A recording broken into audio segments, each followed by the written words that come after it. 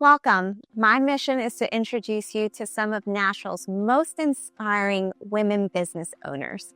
And today I have the privilege of sitting here with Trudy Elliott, who is a phenomenal artist, and she is going to tell us all about her beautiful craft and how her business got started. I'm so lucky to be doing what I'm doing in my life right now.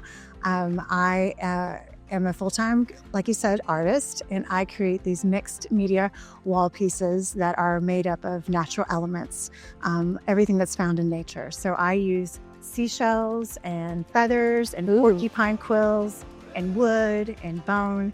And sometimes I make these really tight, graphic, geometric compositions, and then other times I make these really airy, free-flowing, organic pieces. It kind of just depends on how the elements are speaking to me. But yeah, all my pieces are really textural and tactile, so I love it when people want to kind of come over and touch them. And because all the elements that I use have dimension to them, they create this like great light and shadow when the finished pieces are placed on the wall. So how did you get here? What is your background? Oh my gosh, that's a good question. It's kind of an interesting story. I was in my late 20s and in a job that just was not fulfilling me. It was a career path that I chose and I just wasn't happy. And I had enough gumption to kind of leave that and try to have the confidence to start something new, but I didn't know what that was going to be. And I always know I wanted to be in the home design and home decor space, but I just didn't know how to get into it because I had no education in it or no experience in it whatsoever. And just about that time, I was on a flight and I came across this Fast Company magazine article. And it had this article, this beautiful piece about this lady. She was the senior vice president of product development at Pottery Barn. Oh. And it was just this gorgeous article about this inspiring woman from Spain, and I had her email address at the end. And I was like, you know what? I'm just going to write this lady an email. And I did that. The next night I sat down and just wrote this passionate email, kind of just basically saying, gosh, if I had my life to do all over again, I'd love to do what you guys do. And thinking it was just, cathartic to get it out. But she actually called me the next day. And it was crazy. We had this amazing conversation on the phone.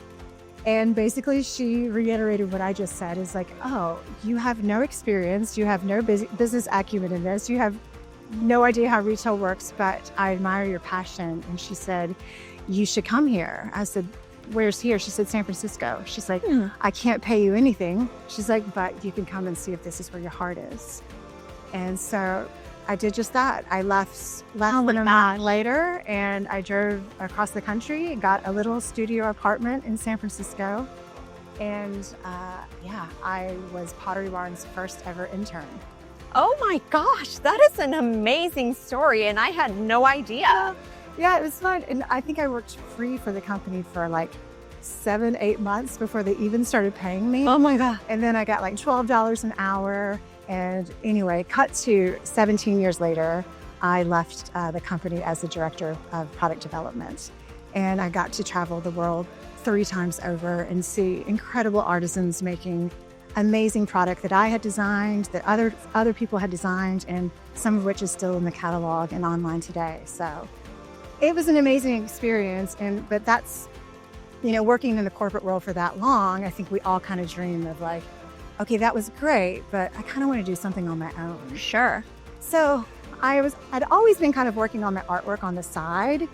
And I really just took the next steps to kind of just put more energy into it because I really wanted to develop my own design identity. I wanted just to kind of, when somebody saw a piece, whether it was at their home or they knew it was you. It was me. Yeah, exactly. And right when I felt like I think I had it, and it made me feel good and energized, that's when I left my company full time, and that's when I started my business, and that was 6 years ago.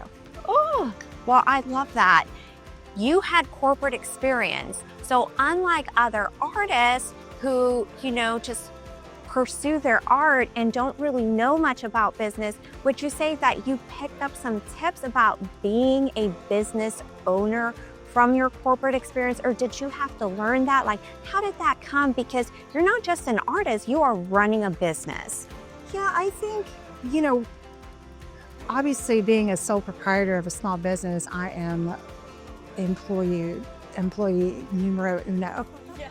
I am all things to all people at all times. I am logistics, management, shipping, ideation, creation, inventory. You have to have I think you have to really work on your organization skills. Yeah. And so I think doing it for a company is one thing, but doing it on your own is another. And I've become pretty meticulous about it, and I'm pretty regimented. I keep a pretty structured day, and I have a pretty good work ethic. But I think organization is the key to kind of running a small business, and that's what I really had to hone my skills doing. Yeah, and keeping all the balls juggling in the air. Yeah, and especially because I work with a lot of interior designers that have homes being built or homes being staged, and they want their art on a certain timeline. And I do a lot of commissions for a lot of clients all over the country. So getting those pieces of art to them in a timely manner, you have to always be on time with everything. Yeah.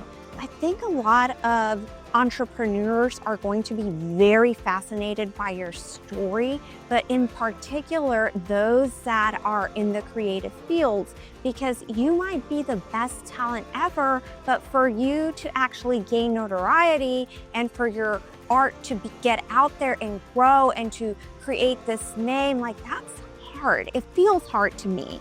How does that happen? How did you do that? Yeah, I mean, I wish I had a glamorous story to tell. It's really not that glamorous. I think you got to have you just have the confidence to put your work out there. And, we live in this age of social media where we have these incredible apps right at our fingertips. And that's kind of how my art started. Is I started to kind of get this cache of pieces built up. And then I would just start putting photos up, and I would start kind of making little reels on how I'd make them. And then I'd start kind of working with designers, and they would tag me, and I would ask them to tag me if they hadn't tagged me. I think it's a lot of what I learned too. You kind of have to ask for things in life. If you're not getting it, you need to ask for it and kind of speak up. But yeah, it's making relationships, like following up, having to reach out to people and doing cold calls and introduce yourself as an artist. Say, hey, I like what you're doing. I think you might like what I'm doing. Can I show you some stuff? Mm-hmm. So I think it first started with Instagram, and then building the relationship with interior designers. And now I've come to a place that I'm just so grateful for, that I'm completely commission only. And it's a really lovely spot to be as a visual artist. Yeah. And for those of you who don't know, I have seen your art in celebrity homes, in these luxury resorts around the world. So big deal, people, big deal. No, it's fun to look in a magazine and see some of your stuff, and then like to know there's like kind of cool and famous people out there that have your stuff in their homes.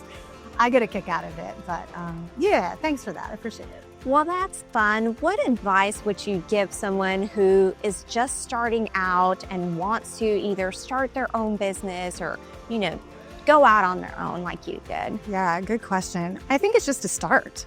You just literally have to take the first step forward. I mean, you're going to take a step and you're going to make a mistake, and then you're going to figure it out. And then you're going to take another step, and then you're going to make a mistake, and then you're going to figure it out again. And you keep on doing that. But I think everybody kind of waits on this perfect alignment of stars to start something new. Like they want one thing to be finished before they can start another, and it's not always clean like that. It's messy sometimes. You got to get messy, and you got to get uncomfortable, and you have to make decisions that feel really tough. But I think we all have these great excuses of why we can't do something. And if you just take a little bit of step forward, then in no time you're going to be so much closer to the goal that you ever imagined that you could have reached. Let me ask you some fun questions so the audience gets to know you a little bit better. So what is one hidden talent or skill set that you have that people don't really know about? Nothing. No hidden talent, no skill set whatsoever. I am a former athlete, but that sounds like it's like some big deal. It's not, but I love all things sports. Okay. I love to travel. I have 2 full passports full of stamps from all my travels. What about a favorite place you travel to? Favorite place? Oh gosh, I would love to go back to Morocco. Yeah, Africa was an amazing place. I'd love to go. Istanbul, Turkey is one of my very favorite places on earth. Fun travel story I can share with you. I was in the airport in Indonesia one time. Okay. And I had just come from Singapore. This is with my old job. And I had just come from Singapore and I was on my way to Manila. And I was in the passport line and I realized that I had no pages left in my passport. And I was like, okay, this is going to be an issue when I get up there. And I kind of was like talking to some people around me and they were like, you're going to have to bribe the guy. I was like, I'm going to have to bribe him. I mean, these weren't like Tom, Dick, and Harry's from Poughkeepsie. These were like residents of Indonesia. Yes. That were telling me this. They're like, yeah, you're going to need to give the guy money. You're going to have to pay him off. And so I was like, okay. So I got up there because I needed to get to the next place. And I slipped the guy a lot of cash and told him what I needed. And I got arrested. Oh no, that did not go as planned. And I got taken to jail in Indonesia, where I had to spend the night by myself, with the rest of my travel companions continued for. Oh no. Yeah, I know. So This sounds terrifying. I've watched Locked Up Abroad. they were actually quite lovely there. Though. Oh, good. I made friends with the jail guys, but. No, I had to go back to Singapore the next day and go to the American Embassy and get pages put in my passport. But I still look at that book and see the big denied entry, and that's kind of my favorite stamp in my passport. So I don't know, just a little fun travel story. Oh my gosh, well, that is certainly a really good travel story. Thank you so much for being part of this and for agreeing to do this little interview. Thank you. You are so inspirational and your art is beautiful and we're gonna show everyone, and I cannot wait for everyone to see what I've seen. Thanks, Gabriela. It's been such a pleasure talking to you today. Thank you. Bye.